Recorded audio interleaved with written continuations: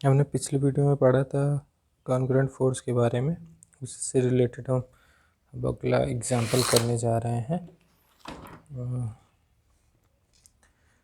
इस फिगर में दिया हुआ है एक 40 न्यूटन का ब्लॉक है जो एक टेबल टॉप पे रखा हुआ है, जिसके बीच एक फ्रिक्शन फोर्स लग रहा है ब्लॉक और टेबल टॉप के बीच, और एक वेट हैंग कर रहा है इस पॉइंट पी से, और ये 30 डिग्री का एक कार्ड लगा हुआ है जिसमें एक टेंशन है जिसको हम नाम दे रहे हैं टी।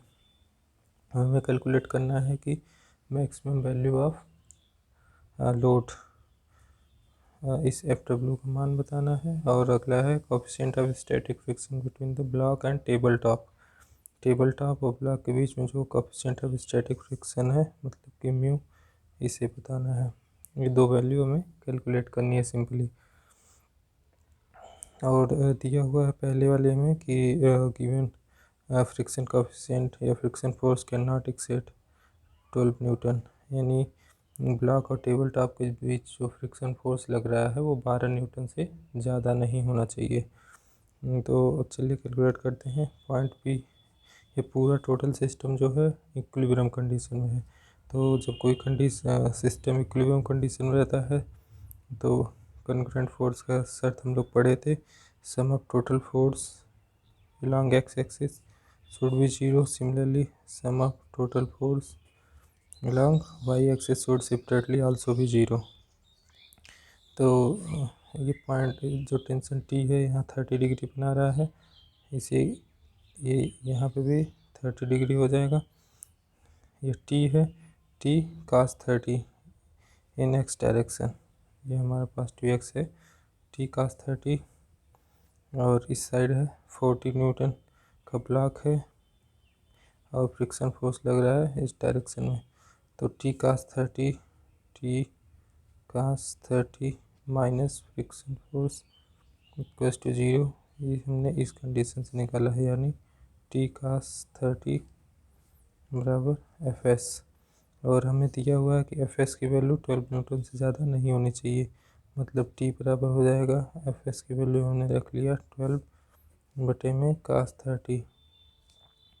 cos 30 की वैल्यू रख दें, हमें टी मिल जाएगी। उसी तरह से sum of force along Y axis should also भी 0। तो इसके लिए इस शर्त से हमें मिल जाएगी। अच्छा, टी cos 30 ये इस डायरेक्शन में हो गया, एक्स डायरेक्शन में टी sin 30, वाई डायरेक्शन में हो जाएगा टी cos 30 इस डायरेक्शन में, टी sin 30 ऊपर के डायरेक्शन में।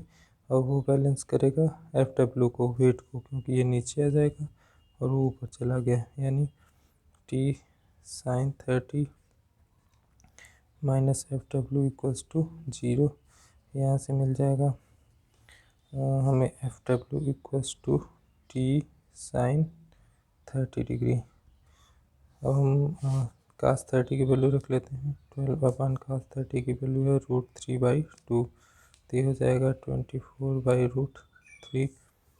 तो टी की वैल्यू हमें मिल जाएगी 24/√3, और यही वैल्यू हम सब्स्टिट्यूट कर दें यहाँ पे।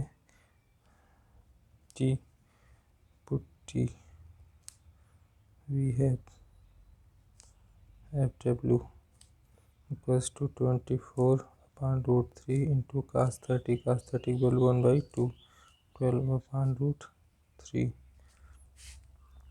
ये मिल गई हमें एफ डब्ल्यू।